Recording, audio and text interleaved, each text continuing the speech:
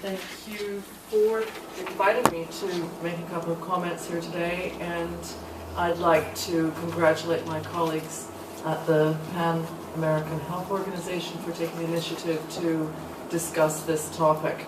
As many of us know, that much of the discussion that's going on across the road and elsewhere has to do with sexual and reproductive health, which is very important, but the issues that we're talking about today are increasingly important, and we have adequate data to indicate that. We do not yet have adequate action, in my opinion.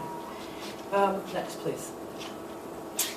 So, our Honourable Chair has already identified this landmark event that took place in September that focused on non-communicable diseases. And here are the kind of major comments that were made and that became part of the political declaration. Just to make a couple of comments on some of these things. I wanted to point out that the first point has to do with that action needs to be taken by multiple sectors. Obviously, because we're talking about health issues, health problems, and health risk behaviors, that health planning and national health plans are very important, but sector activities in other sectors are of critical importance, and as we will see. National targets and indicators are also important, and WHO at this time has been having an open consultation to set a limited number of targets and indicators. I think that the consultation is now over and will be submitted to the World Health Assembly, which will be taking place shortly.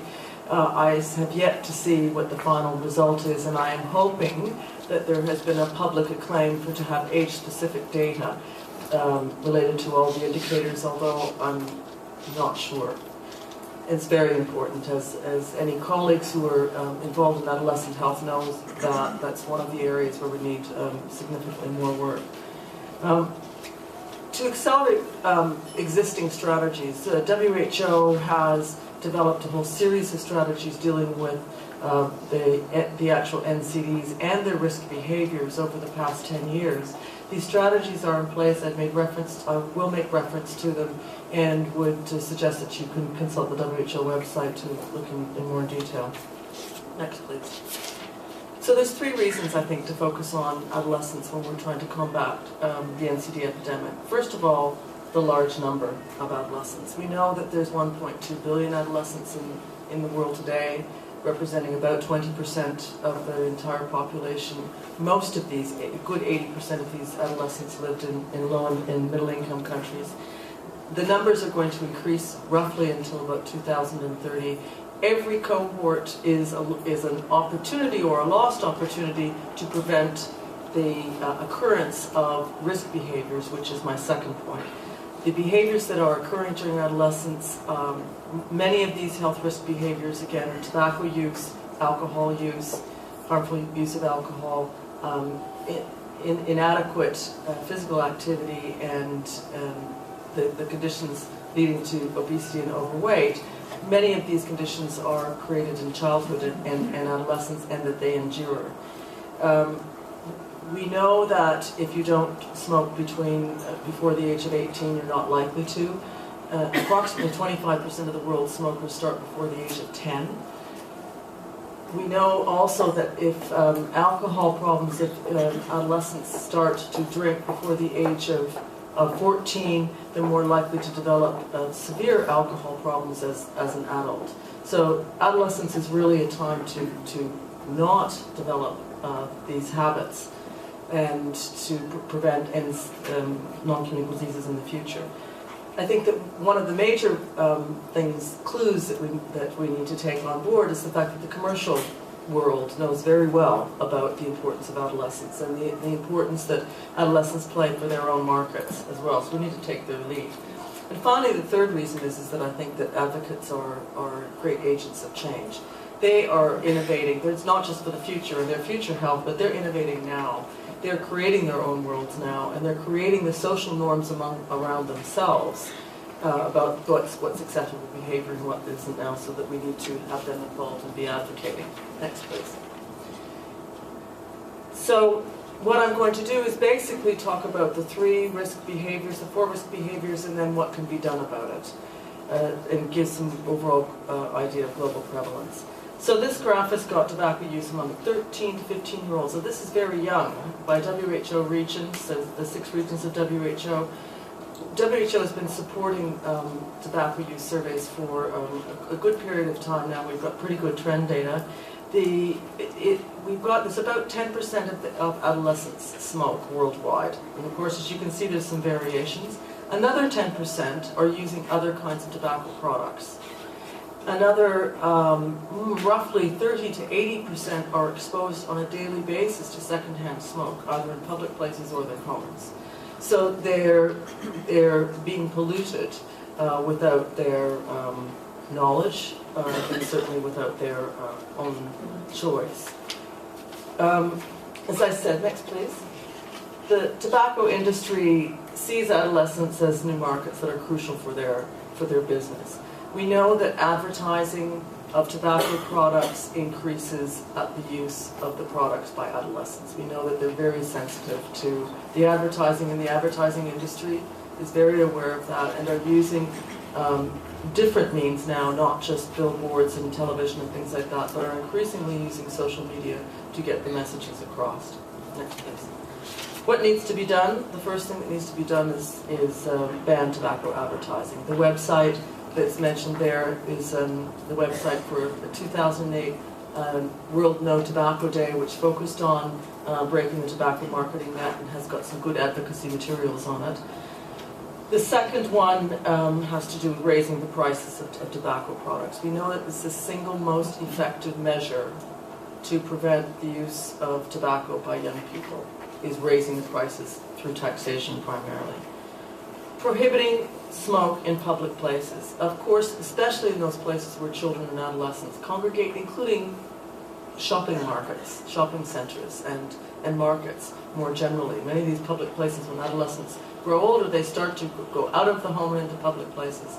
So banning them is particularly important. And finally, comprehensive warnings about the danger of tobacco use are very important to young adolescents in particular. They do listen. There's many adolescents, and we do studies on this, regular surveys on this. Many adolescents at the age of 10, 11, and 12 are against tobacco smoking. And all of a sudden, it changes. We're not quite sure why it changes, but there's an attitudinal change. And the tobacco industry is focusing on exactly the susceptibility to adolescents and kind of about 12 or 13 years old. Next, please. Next one, physical inactivity in obesity. We know that poor diet and physical inactivity are major risk factors for chronic diseases leading to premature death and disability in adulthood. Adolescence is a time when adolescents are increasingly taking some responsibility for what they eat and what they do when they have opportunities and availability of what they do. So they need the safe choices, safe and healthy choices. We know that, you can see that in this data here, that the vast majority of, this is a selection of 11 countries where we have, again, data among students. And these are students, so are going to school, so in some ways are privileged young people already. The vast majority of these young people have inadequate levels of physical activity, and you'll see what inadequate means, and it's not very much. And many of them are sedentary as well. I haven't put a graph up in terms of obesity, but we know that between 20 to 40% of adolescents are obese, and that's increasing, and this is worldwide. So we have some problems here. Next, please. What to do to improve physical activity and diet among adolescents? Increase the opportunities and motivation for physical activities. So at least 60 minutes of exercise a day. And of course it doesn't have to be 60 minutes all at once, but in 60 minutes over the period of a day. And many adolescents should be able to do this. This is not necessarily vigorous activity, it's moderate activity. But they need to get up and out for an hour every day. In terms of food, we're really talking about two things. One has to do with availability of healthy food and limiting the availability of unhealthy food, trans fat, sugars, salt, etc. And much of that has to do with marketing. So again, there's a focus on regulation of marketing of unhealthy foods to adolescents and increasing availability, and that often means making healthy food more reasonably priced and more available in single units. The harmful use of alcohol. Alcohol use is the single largest contributor to the risk of health to young people themselves. So not even in the future, but young person's current health. It's related to accidents, traffic accidents, road accidents of all kinds. It's related to unsafe sex. It's related to mental health issues as well. So, next please. We need to be doing something about this. This data, there's a couple. I'm not sure how well you can see. This is the prevalence of alcohol consumption in Latin American countries, and we can see that there's quite a range, from kind of 18% among boys as the low to about 68%. This is daily. It's probably not daily. Sorry, it's probably within. It's probably had been drinking within the past 30 days. Among girls, we also have a similar kind of range between 14% and 59%. And these are Latin American countries. Not shown on here, but African data shows the same kind of pattern. A range of between quite low, 4 to 5%, to quite high, 60 to 70%. This is again among 13 to 15-year-olds. So let me remind you, this is young adolescents. The graph on the left-hand side shows some trend data from Europe, where we've got the best, and this is trend data of binge drinking, so more than 5 drinks on one occasion over a period of almost 20 years, and it's going up, particularly among girls, but and it's about 50%. So what to do to reduce alcohol use by adolescents? The WHO strategy to reduce the harmful use of alcohol more generally, this is for all populations, it talks very specifically about adolescents, and again talks about availability. So this is limiting the availability of alcohol to adolescents by raising the minimum legal drinking age. Pricing, increasing taxes on alcohol, again to limit young people and the poor are very price sensitive, and marketing, restricting or banning promotions, and regulating the new forms of promotion, again through the social media.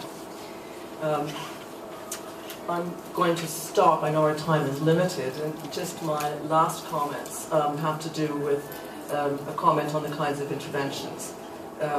You'll note that most of the interventions that I've talked about are all at a population level, a policy level. They're dealing with regulatory policy, limiting access to the products, or increasing availability to healthy products in the case in particular of physical activity and safe foodstuffs.